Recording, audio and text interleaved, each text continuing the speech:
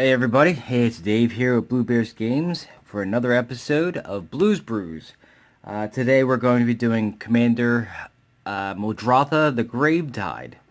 I'll go over everything that I can as far as the build that I went with today, and hopefully you guys can do your own thing with it. Muldrotha has a lot of different iterations that it can go through, so I'll go ahead and go over my build, and then you guys can go from there if you want. So, first things first, let me read off Muldrotha. It is blue, green, black, and 3 for a 6/6. And Muldrotha says during each of your turns, you may play up to one permanent card of each permanent type from your graveyard. If a card has multiple permanent types, choose one as you play it. So for instance, if you have a artifact creature, you can play it as either the artifact or the creature, and then whatever one you didn't choose, you can still play another one of those. So the card types, from off the top of my head, I know all of them, but it's land, artifact, enchantment, planeswalker, creature, and I think that's it. Let's see, artifact, creature, enchantment, planeswalker. I think that's it. Land. I'm sure that there's more. I just off the top of my head, I'm drawing a blank. So you can play each one of those during your turn. A lot of people ask this question: can you do it during your other people's turns if you give your stuff flash? No, you cannot. It says during each of your turns. So just keep that in mind. I've been trying to do a Muldrotha build probably for the better part of 6 months. Before I started doing the series for all of my Commander stuff and recording them all, I remember going through all of my stuff for one of the cons I was going to do, and before even researching some of the more popular Commanders, I looked at this card with my girlfriend and told her to look at this card. This is like a dream as far as wanting to do something for Commander. So that was about 6-7 months ago, so maybe 8 months ago, depending. It's been a while since I did a con, and I looked at this card and I said, I gotta make a deck out of this.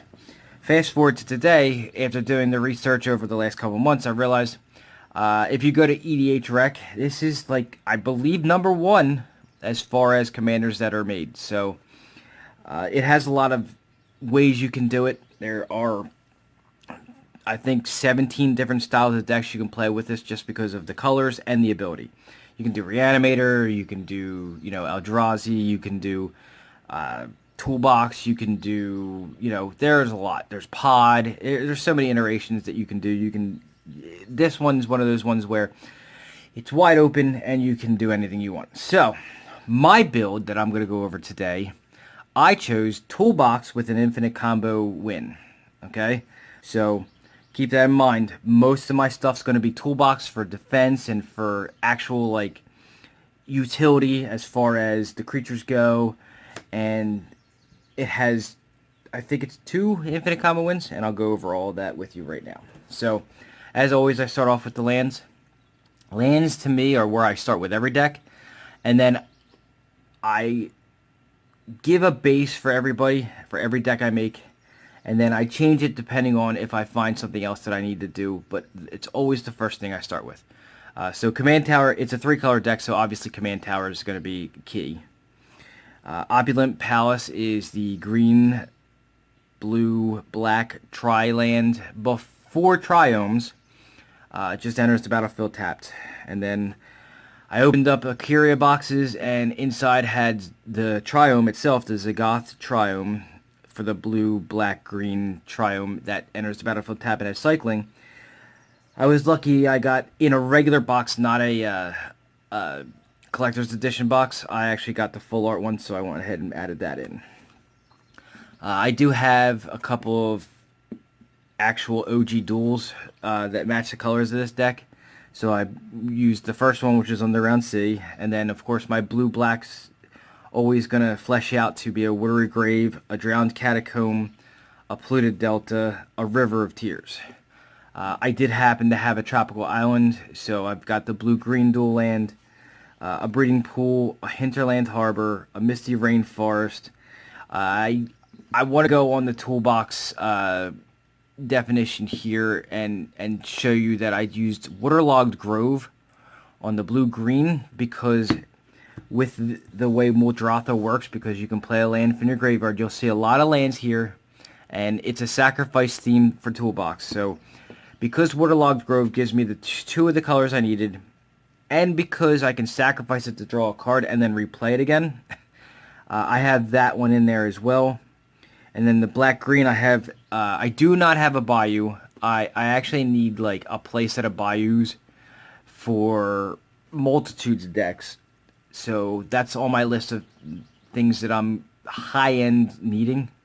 And it'll probably be, if I can trade in the beta stuff I have to a store, my first options are going to be Bayous because I have so much love for the black-green stuff that it's ridiculous. So this is a foil Overgrown Tomb from Return to Ravnica, the Woodland Cemetery. I always choose, if I have the duel, I use the duel, then the shock, then I always do the check, and then I do fetch. That's pretty much my basic 1, 2, 3, 4 always, and then it goes from there depending on what the deck wants or what the deck needs. So Verdant Catacombs, and then again, because Muldrotha I can get them back, I did a Nurturing Peatland, which is the Modern Horizons, Horizon Canopy style land, which I can sacrifice to draw a card as well. So here's where we're going to get into utility lands with sacrificing abilities. So Blast Zone says when it enters, it comes in with 1 charge counter. So you can never, unless you can remove a charge counter from something to put it on something else, it always comes into play with 1. And it can grow, but it can never go below 1. So the ability of this doesn't wipe out tokens or 0 casting cost things unless you figure out a way to do it. So it adds a colorless, or you can pay double X and put a charge counter on it, and then you can pay 3 and tap it and sacrifice it to destroy each non-land permanent with converted mana cost equal to the number of charge counters on it. So it's not like it's not as good as some things, but as far as the land goes, because I can get it back every turn, I can keep using it over and over again. So it's partially defense. Grim Backwoods, because again it has a sacrifice ability on it, so I can tap it, add a colorless, or I can sacrifice a creature and draw a card by paying a black, a green, and 2 of anything. Field of the Dead. So I had this in there, I took it out, I put it back in, I took it out. I ended up actually keeping it in here. And the reason for that is I have a lot of, I mean, we're in Commander, so obviously getting 7 lands that are different names isn't hard, but as I was building the deck, I started taking more and more basics out and putting more and more utilities lands in. So the names kept getting wider as far as the range. So it reads that it enters the battlefield tapped, which is fine. I'm not actually using it for mana. It does tap for a colorless, and then whenever Field of the Dead or another land enters the battlefield under your control, if you control 7 or more lands with different names, create a 2/2 zombie. So the deck's gonna play land every turn. I have ways to go find them, get them into my hand. I have ways to sacrifice them. So it's gonna keep playing lands over and over again, even if they go to the grave. So it was at the end of the day, I decided that it was worth putting in here. Another theme you're gonna see here is Cumulative Upkeep. Because of the way it's worded now, it fits perfectly into Muldrotha. So it says Cumulative Upkeep of 2 life. Now what Cumulative Upkeep turned into was, at the beginning of your turn, add an age counter to this card, and then pay the upkeep costs for each ice, I'm sorry, it's either an age or an ice counter, I can't remember which one it is, but pay whatever the upkeep cost is for each counter on it. And so with Muldrotha, if I've got the lock in place, I can just let it die on my upkeep and then replay it. So it's always up and active. And what this does is it comes into play and I sacrifice a land. And then I cannot attack. And all damage dealt to me is reduced to 0. So it's a defense. And it's kind of like to help keep me alive until I get my combo out. I put a Strip Mine in probably every Commander deck I build, just because there's always that one one land that's going to be a pain in the ass. You know it is. I'm just telling you right now, somebody's got a Cradle, somebody's got a the black one that adds one for every swamp you control. I mean, there's always something. Cobalt Coffers. So there's a small sub-theme to this deck that's going to go on with it because I can get the lands back. So you're going to start to see a little bit more of a theme on this one. So Strip Mine destroys any land. Wasteland. If you haven't noticed, I'm going to do it's a sub LD land destruction style sub-theme. So this one, you can add a colorless, and then you can destroy a non-basic land. Tectonic Edge. Again, you can tap it to add a colorless, or you can sacrifice it, pay one, sacrifice it, and destroy target non-basic land. And for this one, the ability is only able to be used if they have 4 or more lands. So if it works out correctly and you keep getting a recursion, and I'll show you what I'm going to do to get more recursion of lands out. I have a couple of changes I want to make to this one. The deck is complete as far as my first iteration. I'm going to test it, but I have some ideas that could go in here. I did not add like Life from the Loam, but I do think that it has a possibility of making it into the deck later if I see the theme working. So 3 land destructions. I did have in here Field of Ruin. I took it out for other stuff. Thespian Stage. Honestly, I thought I was going to do the crappy combo of the land that turns into a 2020 Indestructible and Thespian Stage. I took it out very quickly when I realized it's a legendary creature, so I couldn't keep continuously making 2020 Indestructibles. I hadn't read the card all the way through. I didn't realize it was legendary, but Thespian Stage acts as anything. So even if I use it to be a fetch land, or one of the Horizon lands, you can get it back. So it's just utility. Utility is the name of the game. And then, of course, I've got, I think I put 3 of each basic in there, and there's room to change it out. And this may actually change in the future. I have a combo in here that goes and gets these and takes them out of the deck so that I can do something else. But I may actually take them all out completely. For other utility lands, I have to test the deck first. So I got 3 forests, 3 islands, and then 3 swamps. So this one's my favorite swamp, though. It's an Urza Saga. I believe it was from... Oh, I forget the name of it. It was a special edition card, though. It was like not a Friday Night Magic, because that wasn't back then. Back then it was like League or something like that. Some kind of league. So that's the land setup for this deck. I'm going to go over the section that I usually call the ramp section is now changed to ramp and mana fixing. So we're going to go with a Lotus Petal because it sacrifices, and you'll see a lot of these things either sacrifice or die or something that's going to make it so that Muldrotha gets so much value each turn. I tried to spread out as best as I could between creatures, artifacts, enchantments, and everything in here was basically a permanent. So as far as spells that aren't permanents in this deck, I think there are 4 total. I wanted to make it so that instead of spells, I was able to get everything back if it went to the grave. And while you can get away with it, it's not as... I'm not going to be able to get a creature that's a lightning bolt, for instance. There isn't a 3 damage permanent that comes into play and deals 3 damage and then dies. So there are sort of ones like that, but they're 2 damage, So I tried to keep it in the theme of sacrificing, getting utility out of it, getting as much as I could out of each card, and squeezing value as much as I could out of Muldrotha. So Lotus Petal. It's free, basically. It's 0 to cast. You tap it, sacrifice it, and add 1 mana of any color. In essence, it's a Black Lotus for 1. Mox Diamond I added later in the build. It's 0 to cast. If it would enter the battlefield, you may discard a land card instead. If you do, Mox Diamond enters the battlefield, and if you don't, you sacrifice it. And it taps to add 1 mana of any color. I added this late because I realized that discarding the land doesn't hurt me, so why not put it in? This is my ramp. This is my ramp. Soul Ring goes in every deck. Don't care what it is. Wayfarers Bauble. Here's where I'm going to, I saw some some arguments over whether or not things like Wayfarers Bauble and all the ones that are like this are worth doing. Okay. In some decks, they're not. Anything that has green, usually no. Because green has better ramp than any other color. However, in Muldrotha, getting these things back and being able to utilize them over and over again gives you more value than saving the 1 mana because you can use Rampant Growth instead of a Wayfarer's Bauble.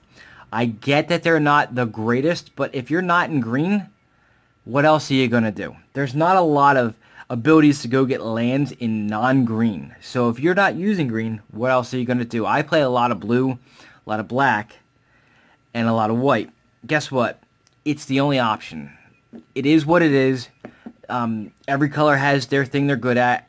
Green, unfortunately, as far as things for Commander, it's the best as far as getting lands and fixing and getting ramp in. So, with all that said, I'm going to get off my soapbox now. It's a 1 to cast artifact, 2 tap, sacrifice it, search your library for a basic land and put it into play or onto the battlefield tapped. Then shuffle your library. So it lets me go get one of the basic lands I have in here. I only have 9 total, and that may change.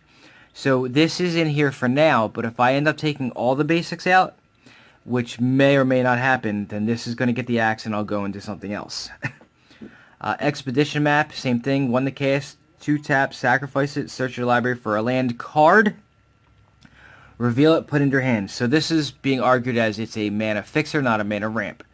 Again, it sacrifices, I can reuse it, it's 1 to cast, it's cheap, I can keep using it. But the reason why this is more important than the Bauble is it goes and gets a land card. There's a lot of non-basics in this deck. A lot. So it's more important for this one to be out than the Wayfarer's Bauble. I've made a mention of this before. Arcane Sting that goes into any deck that is 3 colors or more. I will not put it in monocolor or dual color decks anymore. Just because my, the amount of them that I have is running thin. So I have to use them where I need them, not where I want them. Thought Vessel is 2 to cast. You have no maximum hand size, and you can tap to add a colorless. I believe that there are 2 camps on this card. People who think it's crap and people who think it's really, really good. For me, this is one of my favorite cards that they've made in a while. So it does a couple things I want. The no maximum hand size. I'm a blue player. So almost every deck that I'm going to make is going to have card draw in some way, shape, or form, especially in Commander. There's so many ways to get... there are a lot of enchantments that, in white and blue actually, that you can draw so many cards that you may need that ability, and I don't feel like wasting a slot on a Library of Lang. I will use Reliquary Tower as much as I can, but you need redundancy. So for 2, I get not just a little bit of ramp within a colorless to tap for it, but it also has the static ability of no maximum hand size. So for me, I love this card. It's one of my favorites that they made, and I'm trying to trade for as many of these as I can so that every deck gets them because it's a ramp and it helps me keep my hand, somewhat safe if it's on the field. Mind Stone. I don't really like Mind Stone for my Commander decks because it's only adding a colorless. It is 2, so that's great, just like the Thought Vessel. This one, however, made it because it sacrifices to draw a card and then I can replay it. It doesn't come into play tapped, so I can get half of my investment back right away. It was just a no-brainer. Same thing with Commander Sphere, because it sacrifices to draw a card, but it doesn't require a tap, and it doesn't require like a mana cost. It was an auto-include as well. The fact that it's 3, okay, it's a little more expensive than what I like to pay for my mana rocks, but it's utility because it sacrifices to draw a card, and it also adds a color of my commander's identity. So it can add a blue, a black, or a green. So that was an auto-include. And I'm going to need to trade for a bunch of these because I have realized that in all decks that are above 2 colors, this is a shining star. 3 to cast, mana rock, so it adds 1 mana of any color, but it makes all of your lands be able to tap for any color. While that doesn't sound impressive, when you're doing a 3-color deck and you can't seem to find that one source for some reason that's the one color you need, this makes everything the color you need. So for me, 3-color and above, I'm going to start saying right now. Auto includes our Soul Ring, possibly Expedition Map in non-green decks. Arcane Signet for 3 color. Thought Vessel is going to go into every deck I can. And then Chromatic Lantern for 3 color as well. These are all going to be auto includes in every single deck that's 3 color going forward. For me, anyway. You guys may have different thoughts on it. I'd love to hear them, but as far as that goes, that's where I am. Alright, next section. So remember, we're Toolbox, so this is the non-combo cards for creatures that help me make it so that I can survive until I get to the combo. So, Fleshbag Marauder is a 3 to cast 3/1. It enters the battlefield, each player sacrifices a creature, so it's a little bit of defense. And Plaguecrafter is the same thing, it's a 3/2. When it enters, each player sacrifices a creature or a planeswalker. And that's important because if you're playing against somebody who's Super Friends and they don't have a board state where it's anything but just a couple planeswalkers, you can actually get rid of one and then replay it, and it's nice for that. Ravenous Chupacabra, 4 to cast, 2/2. When it enters the battlefield, destroy target creature and opponent controls. More defense. Like I said, Toolbox, this is all it. Oop, you know what? I'm going to save that one for later. Gravebreaker Lamia, 5 to cast, 4/4. Lifelinker. This is in here for the last ability. So when it enters the battlefield, search your library for a card. Put it in your graveyard, then shuffle your library. So, that's really important. It basically is a 4/4 lifelinker that gives me the ability to search. I believe there's a 1 to cast card that does this too, that you can search your library for a card and put it in your graveyard. Well, why not put it on a stick, make it a 4/4 lifelinker? And oh, by the way, spells you cast from your graveyard cost 1 less to cast. So it makes your shit cheaper for Muldrotha's casting ability from the graveyard. That's great in its own. It's a lifelinker, so you can keep some life if you need it. You can replay it if you need to get another thing into your graveyard from, this is, I didn't have this in here at first, and then I read it over and over, and I went, this is the most utility card I've seen from Muldrotha ever. It makes your spells cheaper. It has lifelink to keep you alive. It's a 4/4, and, oh yeah, it goes and gets you fuel for Muldrotha. Great card. Same thing with Sir Conrad the Grim, 5 to cast, 5/4. I chose him, this was a late edition, because of the ability to, on the last line. So I'll read them. It says, whenever another creature dies, or a creature card is put into your graveyard from anywhere other than the battlefield, or a creature leaves your graveyard. So, if a creature dies, if a creature gets milled, if a creature does for any reason goes to a graveyard, he deals 1 damage to each opponent, or if a creature leaves your graveyard. So, the last line is, each player puts the top card of their library into their graveyard for 2, and it's repeatable. So, not only does he fill your graveyard to fuel Muldrotha, anytime you or an opponent has a creature go to the grave with the mill, everybody loses 1. Every time you recur 1 with Muldrotha's ability, everybody loses 1. It does so much for this deck. I think that it's an auto-include. Other auto-includes would be Shriek Maul. It's a 3/2 that evokes. It's originally 5 to cast for a 3/2 fear. When it enters the battlefield, destroy target non-artifact, non-black creature. But its evoke is only 2, so it basically turns into a terror for 2, goes to the grave, and because it's a permanent, this is what I was talking about earlier, where I want utility out of things that I can't cast the spells of. So this is a living terror that can be brought back with Muldrotha, and that's the reason why he's in there. And that one is a foil one too. I have a small subset of themes in here of permanent counter spells, I guess you could say. So the first one is Storm Tamer. It's the 1 to cast 1/1 flyer. Sacrifice it and counter target spell or ability that targets you or a creature you control. This is important for the ability.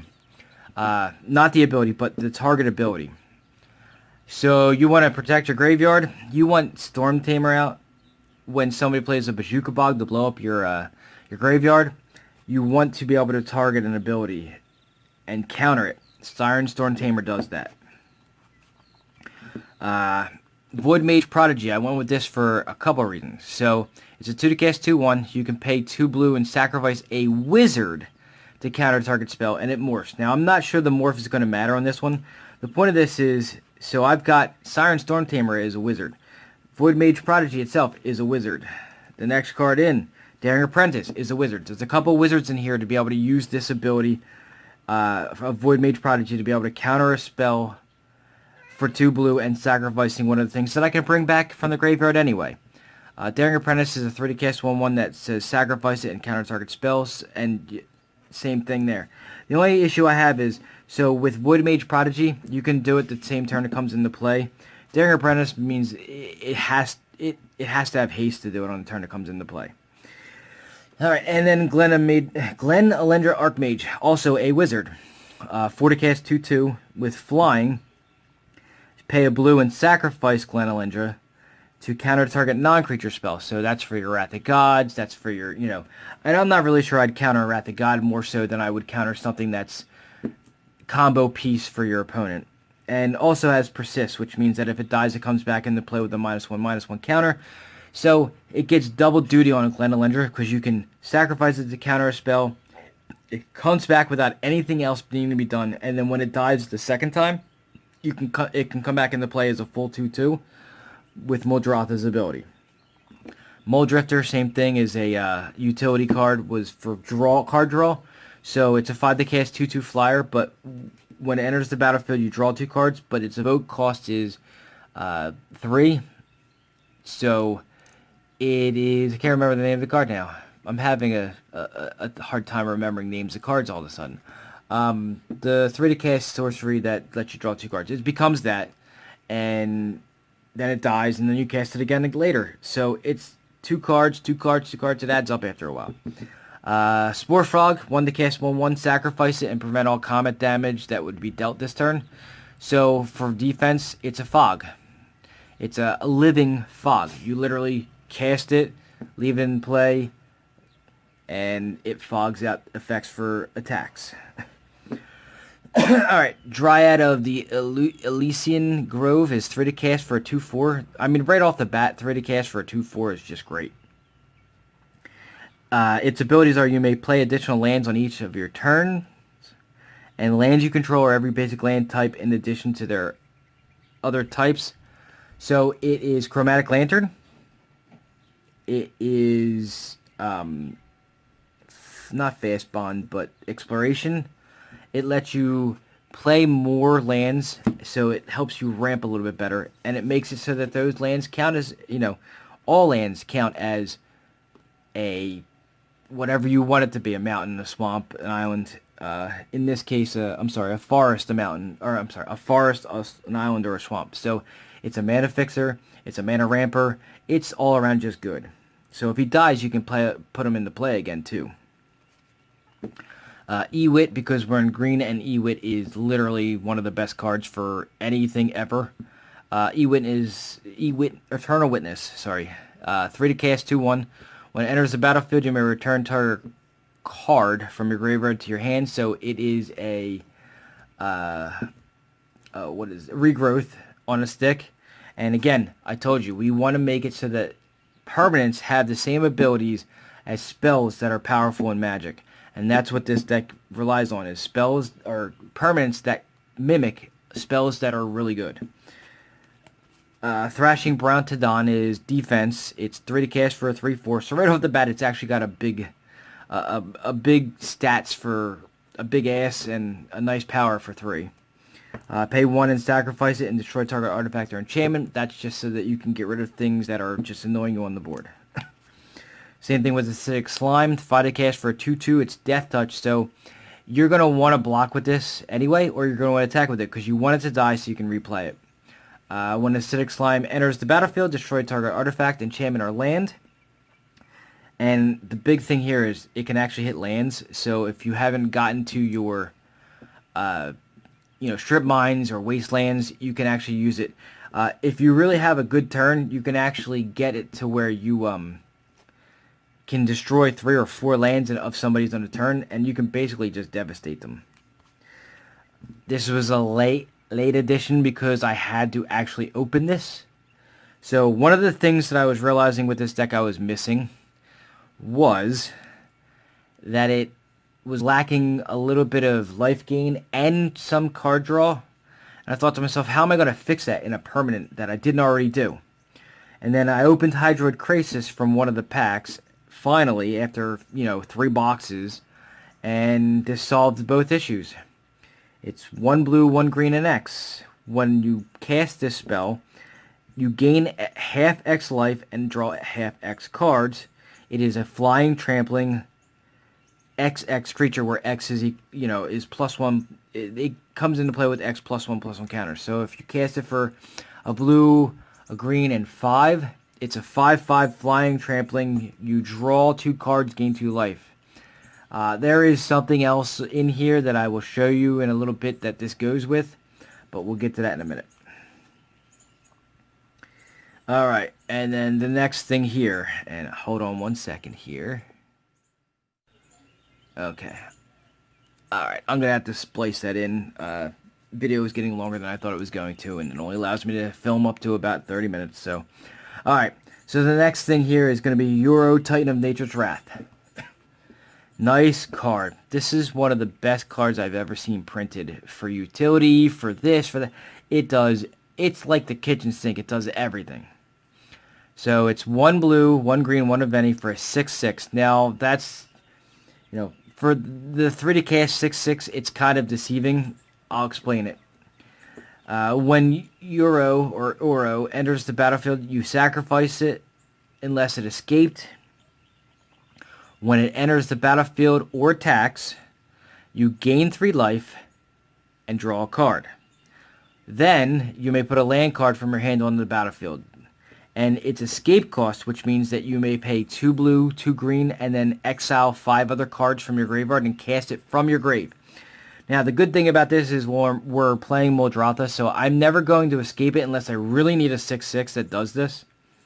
Because I just wanted it for the abilities it has when it enters the battlefield. So, it replaces a lot of things as far as spells. This does a lot. It draws cards. It gives me life. Again, same thing with the Hydroid Crisis. I just needed something extra to go with it. It gains life, draws cards, and then it lets me ramp. This card it's a 3 to cast dream, especially in Muldrotha. It's literally the only card I could think of that was an auto-include in any green-blue deck, but more so Muldrotha than anything else, because you don't get any drawbacks from it. You can cast it for 3 over and over again, gain 3 life, draw 2 cards, and then put a land in your hand onto the battlefield on top of if you have something that lets you play a land from the graveyard and then an extra land from your hand. So you can get 3 land drops in 1 turn. It's just crazy nuts. So, and my actual final include in the deck was kind of a thrown in because I was struggling with what I wanted to do with the deck when I was down to 4 or 5 cards left. So I went with Marin of the Clan Nel Toth. It's a good card. It's green, a black, and 2 of any for a 3/4. Whenever another creature you control dies, and there's going to be a lot of death in this one, you get an experience counter. At the beginning of your end step, choose target creature card in your graveyard. If that card's converted mana cost is less than or equal to the number of experience counters you have, return it to the battlefield, and otherwise put it in your hand. So it's an extra creature recursion for free, pretty much. I can get it either into my hand, depending on what I'm needing. I can put it into play, depending on how many experience counters I have, on top of Muldrotha also getting other creatures. So the reason why I went with this is because I realized that I have more creature utility in here than I do other things, because let's just be honest, they put a lot of things that spells can do on the sticks or creatures than they do artifacts and enchantments. So I went with this one because I figured I have about twice as many creatures as I do other things, so I wanted to make sure that I had redundancy as far as being able to cast, or not cast, but get creatures into play. Alright, so we're in blue. I had this theory in Commander with blue. Blue draws better than any other color, but it really draws better in Commander than anywhere else, and I'll explain why. So, in Muldrotha, you can keep casting things if they're permanents. Witching Well is an artifact, so it doesn't count towards a creature. It doesn't count towards an enchantment.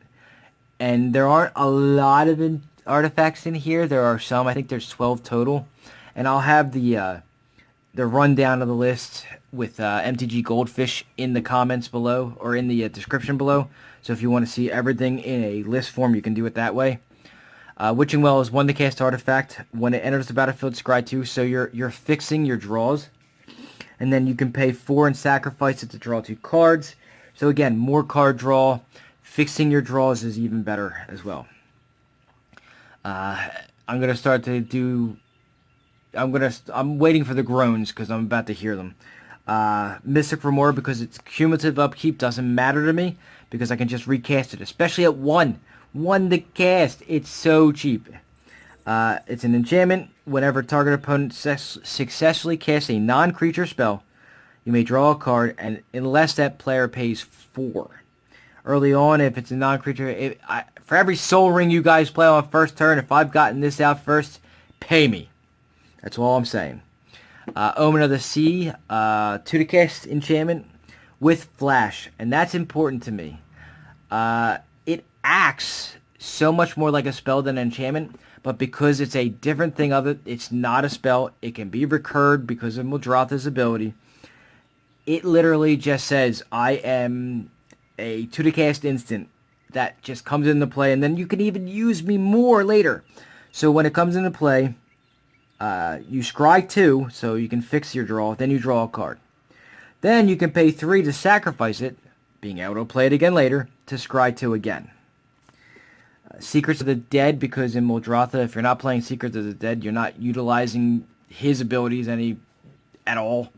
3 to cast enchantment. Whenever you cast a spell from your graveyard, draw a card. If you're not casting everything from your graveyard, pretty much you're doing it wrong. And then here's the groan. Ristic Study, because in blue, if you're not playing Ristic Study, you're doing it wrong as well. I know everybody hates the do you pay the 1. Same thing with the white enchantment. I get it. But if it works, it works. It's great. It does everything I need it to do, especially in here. Somebody blows it up, it comes right back. So whenever an opponent plays a spell, you may draw a card unless a player pays the 1. I know, groan, I get it. Everybody hates it. It's a nice meme. It's a nice joke. But guess what? I hate to be honest. I hate to be the bearer of bad news, but if it works, everybody's doing it. All right. Defense. Time to play a little defense. Now, there's a lot of stuff I've shown you that's defensive. A lot. Because this is Toolbox. It's just making it so that you can get to your combo. So, Engineer Explosives, it's like Blast Zone, but it comes into play. You can play it for free and have 0 counters on it. So, it's got Sunburst. So, X is relative to the charge counters. So, Sunburst is this enters the battlefield with a charge counter on it for each color spent to cast it. So, in this deck, it can be 0, 1, 2, or 3. I don't have a way. I mean, I might have a way to make it up to 4 and 5. I believe the rule for Commander changed recently, where if I have something like a Chromatic Lantern, I can actually add the red and the white that I'm missing to make it up to 5. So I may be wrong. I'll look it up, but I don't think I am. So I can actually get this to be anywhere between 0 and 5. So it can have up to 5 counters, and then you can pay 2 and sacrifice it, and destroy each non-land permanent with converted mana cost equal to the number of charge counters on it. Same thing with Blast Zone. So it's able to go to 0. So that's all that's in there for. Executioner's Capsule. Now, and also remember, that's an artifact that sacrifices. Another artifact that sacrifices. Executioner Capsule. 1 black, and then pay 2 and tap and sacrifice it. Destroy target non-black creature. So Terror is non-black, non-artifact. This one at least is non-black. Elephant Grass. I actually said to a friend of mine, I hope I can find some of these for this deck because it's going to work. It puts in a lot of work. So Elephant Grass. I'm not going to put in here, I'm not playing white, so I can't use white's versions of this. I am playing blue, but Propaganda is expensive, and I'm already using them in other decks, so I didn't have any left, so I was hoping to God I had an Elephant Grass. Turns out I have 4, so any green deck that I can utilize this in will be used. Alright, so it's 1 green with a cumulative upkeep of 1. Again, we don't care because Muldrotha will just recast it. Black creatures cannot attack you at all. Non-black creatures cannot attack you unless their controller pays an additional 2 for each attacking creature. So it is propaganda, but it screws black even worse because they can't attack me at all. Plague Boiler. So I'm going to go into my Wrath style effects. These are a little bit better than Wrath style effects. They're more like disc effects. 3 to cast. At the beginning of upkeep, put a counter on it. For 1 black, 1 green, and 1 of any. I can put a plague counter on it, or remove a plague counter from it. And then when Plague Boiler has 3 or more plague counters on it, sacrifice it, and if you do, destroy all non-land permanents. That's important.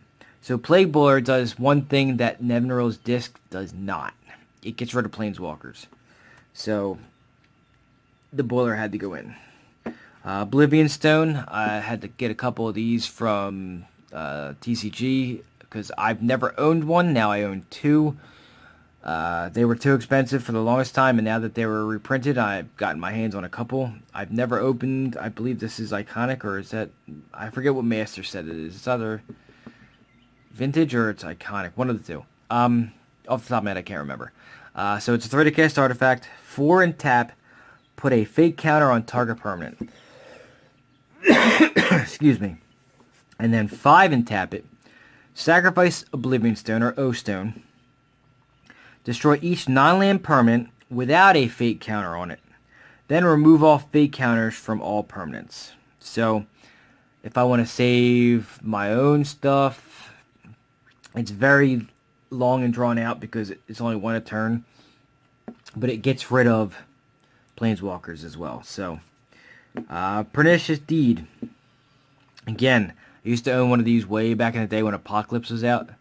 It's a black, or green, and 1 of any for an enchantment. X, sacrifice Pernicious Deed. Destroy each artifact, creature, and enchantment with converted mana cost X or less. It doesn't hit Planeswalkers, but it hits everything else. And again, if you haven't noticed, everything here sacrifices, or it can go to the grave.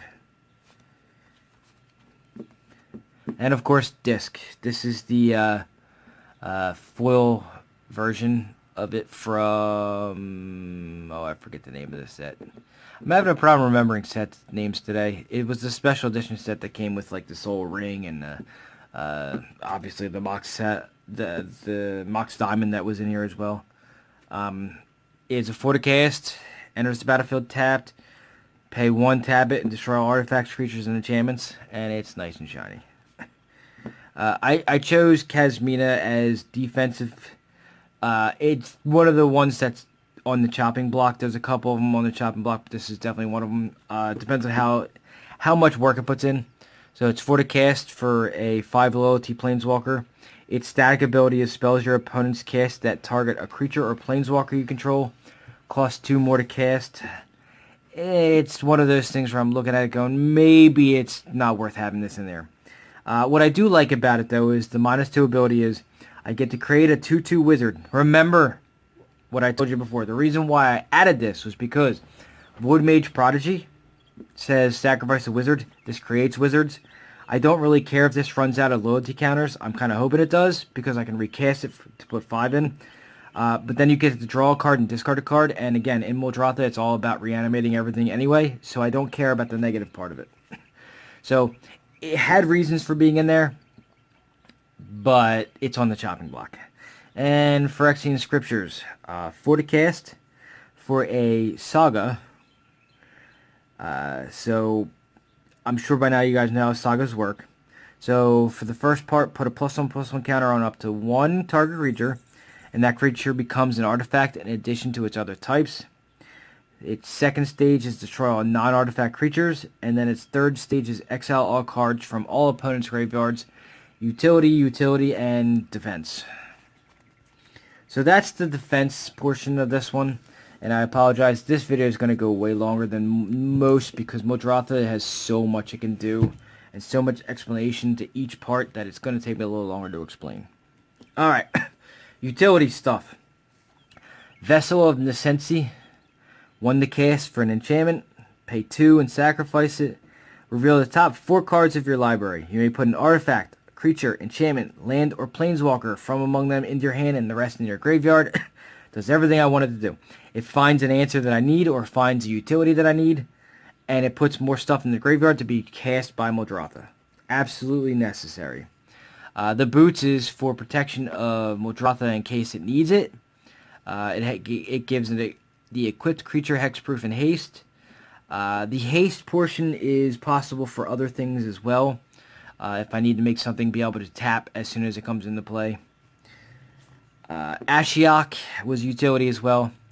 3 to cast, 5 loyalty. Spells and abilities your opponents control can't cause their controller to search their library, so it makes the fetch lands fail and demonic tutors fail.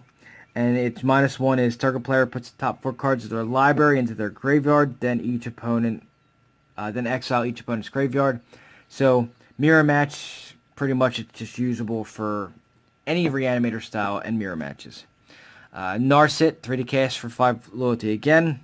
Each opponent can't draw more than 1 card each turn. What's better than hindering your opponent from being able to draw mass cards while you can?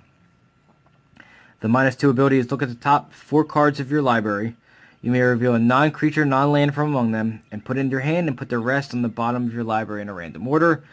It helps dig, and I like digging for things. Alright, Helm of the Host is a little bit different for this deck. So, I only put Helm of the Host because I only had so many in special decks. I believe it's in Perforos because it helps make that deck run faster. With Muldrotha, I wanted to make it work more efficiently. What's better than having 1, 2, then 3, then 4? Because for each copy you have of him out, or her, I think it's a her, you get to use its ability. I'll say it. You get to use its ability for each copy. So I can then start putting out 2 artifacts, and 3 artifacts, and 2 enchantments. And it just, Helm of the Host with Muldrotha works. The only other, if I had another copy of Helm of the Host, the only other one I can see out of the stuff I've built so far, I mean, honestly, Helm of the Host should go into any commander deck. I mean, there's no reason not to. But as far as what I've built, because of my limitations on how many I have, I would honestly only put it in one other deck I'm building right now, and that is Animar. Just because his ability is cumulative, so it makes more sense. Alright, Defense of the Heart. Oh, you know what, let me read it. In case you don't know what it does, it's 4 to cast artifact. It equips for 5, and it says at the beginning of combat on your turn, create a token that's a copy of equipped creature. Except the token isn't legendary if the equipped creature is legendary, and that token gains haste. So that's why I was saying it creates copies of your commander without actually killing both of them. Alright, so Defense of the Heart, 4 to cast enchantment. During your upkeep, if one of your opponents, and most likely this is going to happen, controls 3 or more creatures, sacrifice Defense of the Heart, and search your library for up to 2 creature cards and put those cards into play. Lots of creatures in here that are utility. I can go get any of them, 2 of them, and put it in. So, just good utility makes it so I can go get my answers or the things that I want faster. Alright. Up next is Frasca, the Golgari Queen. This one's one of those. Maybe I'll be replacing this. So 4 to cast for 4 loyalty. It gets +2. You may sacrifice another permanent. If you do, you gain a life and draw a card. So some of the things that I have in here don't sacrifice themselves. So she's been put in here for her first ability specifically. The rest of it actually goes with what I need to do anyway, but her first ability was actually what I was putting in here for, because it's a sacrifice outlet, I don't have to pay mana for, and it helps build her up. And you get to draw a card from it. The -3 is destroy target non-land permanent with converted mana cost 3 or less. If you haven't noticed, there's a lot of blue planeswalkers that are 3 or less that you really want to get rid of. I'm playing them. And it's ultimate. For -9, you get an emblem with whenever a creature you control deals combat damage to a player, that player loses the game. Alright. So this is one of my alt win conditions. If I can get her to go high, get the ultimate to go, anybody's in danger, because my creatures, while they die, they come back. They die, they come back. I have an infinite number of creatures coming through. So good luck with that. So that's one of the reasons why she's in there as well. The Eldest Reborn is another saga for 5. The first step is each opponent sacrifices a creature or planeswalker. Second one is each opponent discards a card. And then the third one is put target creature or planeswalker from any graveyard onto the battlefield under your control. So somebody's... I don't think it's going to happen, but you never know. Somebody has something out that... like a Nicol Bolas. You know, the one that has all abilities of all other planeswalkers. You know, if for some reason it's in the grave, it's coming to me, baby. And then the other Frasca I put in here as well. And again, this one's on the chopping block as well. 5 to cast, 5 loyalty. The +1 is until end of turn, until next turn. Whenever a creature deals combat damage to Frasca, the Unseen, destroy it. -3, destroy target non-land permanent. So again, more defense. Its ultimate is put 3 1/1 assassin creature tokens onto the battlefield with whenever this creature deals combat damage to a player, that player loses the game. So another alternative to winning. Alright. We're almost done here. I know, this one's taking a little while. Muldrotha is really, really complicated as far as what you can do with it, what you can build, what you can, you know, the utility that you can get out of it. So, alright. More utility. I actually should have put this in the utility section, but put a Demonic Tutor in there. Search your library for anything. Hello. For this deck, I was originally going to put in Nylea's Intervention because I wanted to be able to go grab X lands of any kind because there's not a lot of basics in here. Then I was going through my stuff and I found this little beauty. So for 3, you can search your library for 4 land cards with different names. Doesn't even have to be basics. And reveal them. An opponent chooses 2 of those cards, put them into your graveyard, and you get to keep the rest. So, I don't care if they're going to the grave. Put 2 into my grave. I'll get them back later. It's such a good card. Just the fact that I can get 2 into my hand that I need of any kind, and then 2 in my grave, which I can then play. Because if you use... so I have a lot of things in here, or at least a couple things. I was going to put the Gitrog monster in here to be able to play additional lands even further, but I thought it was overkill. But if I can play Realms Uncharted, use Muldrotha's... okay, so get 2 of those cards, get into my hand, and 2 in the grave. Use Muldrotha's ability to play 1 from the grave, and then play my regular... one of the additionals. You can get 1 from the grave, 1 from your hand, right on the same turn. It's just utility. I'm sorry, I'm rambling now. Alright, and then Crows and Grip. This was originally the Force of Virtue. I changed it out to Crows and Grip because I like to split second on it. It's destroy an artifact or enchantment with split second, so they can't say anything or do anything about it. So yeah, those should have been put into the utility section. Now, for the final part. Final part. Alright. I took 1 card and I put it to the side because I forgot to pull it to the side and blah, blah, blah, blah, blah. Alright. So, now we're going to get into win conditions. And we're going to go with the first one. So, first one involves Hermit Druid. The reason why I'm thinking about taking the basic lands out is because Hermit Druid can literally win the game right just by itself. And I'll explain. So, for 2, it's a 1/1. A green, tap it, reveal cards from the top of your library until you reveal a basic land card. Put all others revealed into your graveyard. So it fills your graveyard to fuel Muldrotha. It does something else.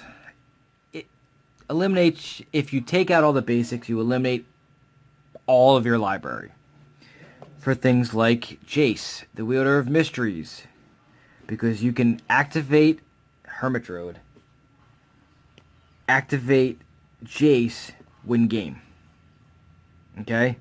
So what Jace says is if you would draw a card while your library has no cards in it, you win the game. It's +1. Target player puts the top 2 cards of their library into their graveyard and draw a card. So you would draw a card with no cards in your library, you win. -8. draw 7 cards, then if your library has no cards in it, you win the game. So, there's more. The Oracle. So, if you have Jace in the field, you win. If you don't, you can Hermit Druid into a Thassa's Oracle. Because it itself would... Okay, I'll explain. So Thassa's Oracle is 2 blue. That's important. It's a 1/3, and when it enters the battlefield, look at the top X cards of your library, where X is your devotion to blue. In this case, no matter what you do when he enters the battlefield, you have at least 2. Put up to one of those cards on top of your library and the rest on the bottom, in a random order. If X is greater than or equal to the number of cards in your library, you win the game. So, if you Hermit Druid out and you have no basics left in your library, you go to your last card, play Thassa's Oracle. When you go to look, you win. Same thing with Labman. Lab Maniac basically works like Jace. If you would draw a card while your library has no cards in it, you win the game. So, this is one of the win conditions right here. So, it's Hermit Druid into either a Jace, a Labman, or Thassa's Oracle. You know, Jace or Labman on the field, or Thassa's Oracle in your hand. So, that's one way to win. And the other way to win, that was the original thing that I wanted to do. Alright. So this is the other combo. It's Necrotic Ooze, Devoted Druid, Channeler, Initiate. I want to let you guys know I'm not a fan of creature-based combo wins. I'm only okay with it because it's Muldrotha. I can get the combo pieces back if I need to, if they die, because let's just be honest. Creatures are the most fragile thing in Magic. They, you know, at 1/1s and 0/2s, they're pretty fragile. That's, you know, one. I'll actually show you. Hermit Druid's a 1/1, and Thassa's Oracle is a 1/3. Labman's a 2/2. There's no big defense on those cards.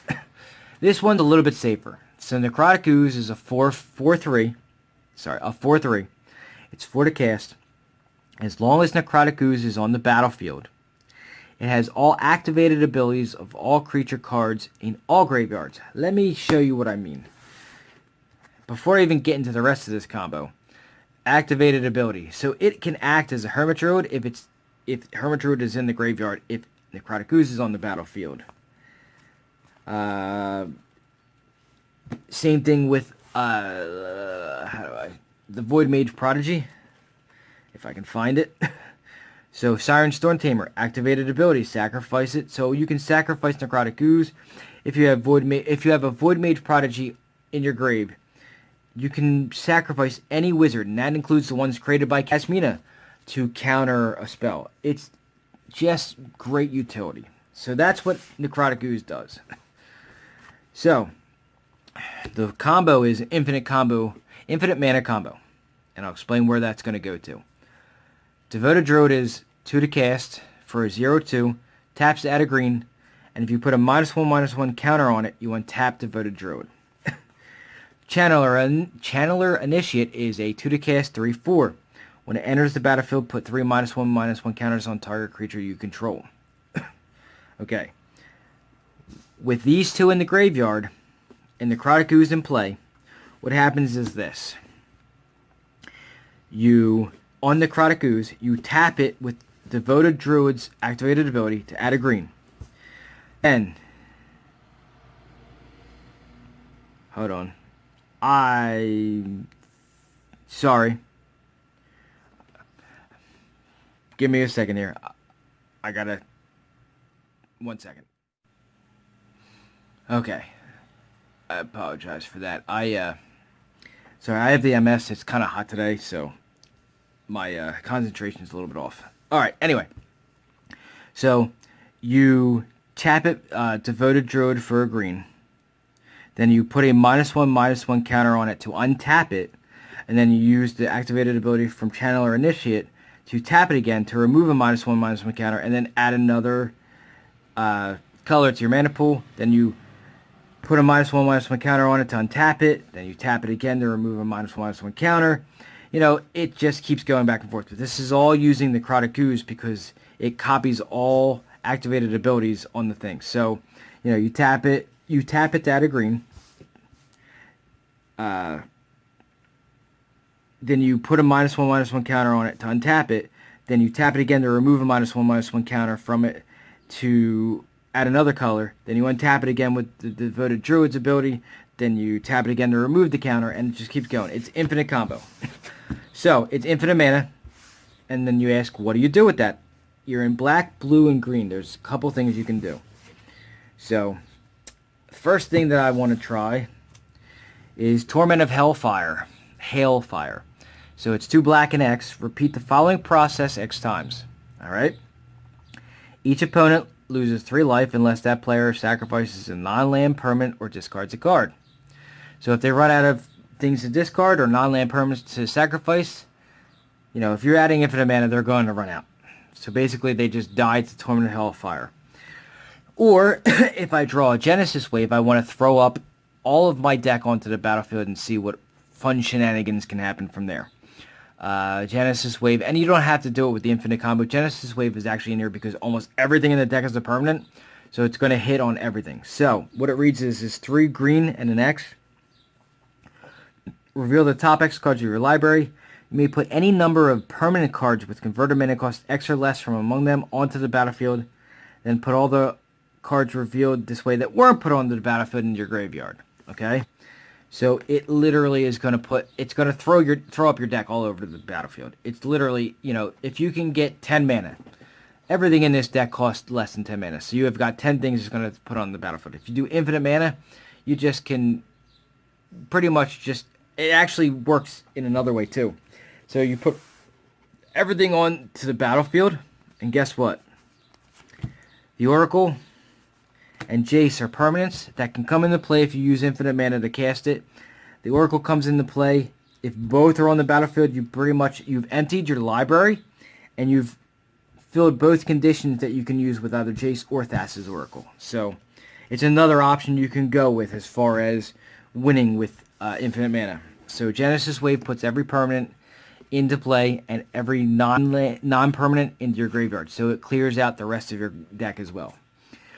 And this card is more of a, I just want to try it once. It may come out. Villainous Wealth. Target opponent exiles the top X cards of his or her library, or their library, and you may cast any number of non-land cards with converted mana cost X or less from among them without paying their mana costs. So I pretty much just want at one time just say, hey, I want to play with your deck. Give me it. Basically, Villainous Wealth will make it so that I can get everything from their deck I want that's a permanent, put it onto the battlefield under my control, and just say, so what was the theme of your deck? Because I'm going to use it now. As long as it's not a Spell Slinger deck, it should work.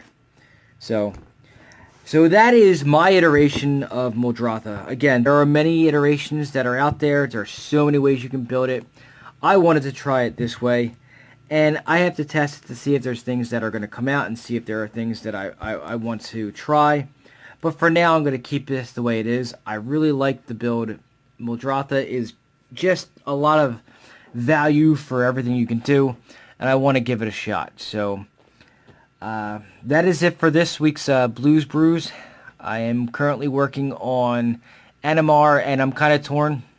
I keep telling you guys I was going to make a what the hell's the name of it? Now, because I'm not doing it anymore, I'm Varen of the Whole Clade, I believe it was. And then I went and opened up a box of Battle Bond, and now I have Peer and Toothy, and it seems like Peer and Toothy may take over for the Varel of the Whole Clade, because Varel will just go into 99 instead, and it looks like Peer and Toothy might be a more, I don't know, consistent win. Especially since everybody was saying that when you use Varel, once it's going to get blown up, and you can never get it off unless you can give it haste. So I was like, okay, maybe I'll switch it up to Peer and Toothy. So I'm working on that as well. I've put aside some cards and sleeved up a couple of pieces for Animar, but I haven't really done anything for Peer and Toothy is now what it's going to be. And the reason for that is because I did sit here and notice that my last 3 decks have been blue-green based. This one, Animar, and then if I do a Peer and Toothy deck, again, it's Simic. I'm thinking maybe I'll delve into Kakar which is red, white, and blue, and get away from the blue-green.